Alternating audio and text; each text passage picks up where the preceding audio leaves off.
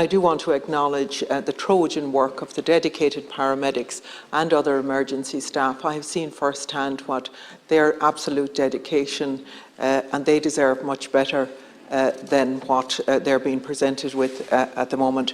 We're talking about protecting lives here and saving lives and retaining and supporting and protecting ambulance workers that are burnt out from long, exhausting shifts.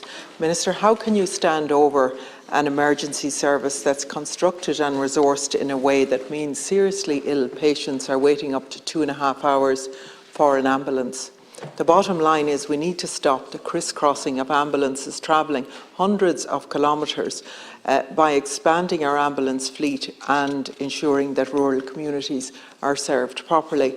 Yesterday I joined the nurses outside Mayo University Hospital when they were protesting about conditions and about the safety, and that was the most word that they used was the concern they had for safety of patients and safety of staff, and that should concern you, and it certainly should concern us all.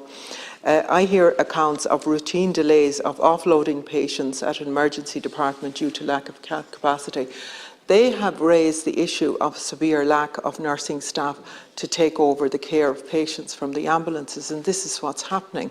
Right now in Mayo, the nurse-to-patient ratio can be as high as 1 to 15 instead of 1 to 7 due to the staffing shortages there. And that is the problem, where ambulances are lined up outside the hospital. 2 weeks ago, I spoke to a family of an 85-year-old woman, a cancer patient, who waited outside Mayo University Hospital for over 6 hours with no morphine as she was referred by Westtalk. No morphine, in pain, outside Mayo University Hospital. The other point I want to make to you, Minister, is it should be much easier for UK-trained paramedics to transfer their registrations to work in Ireland.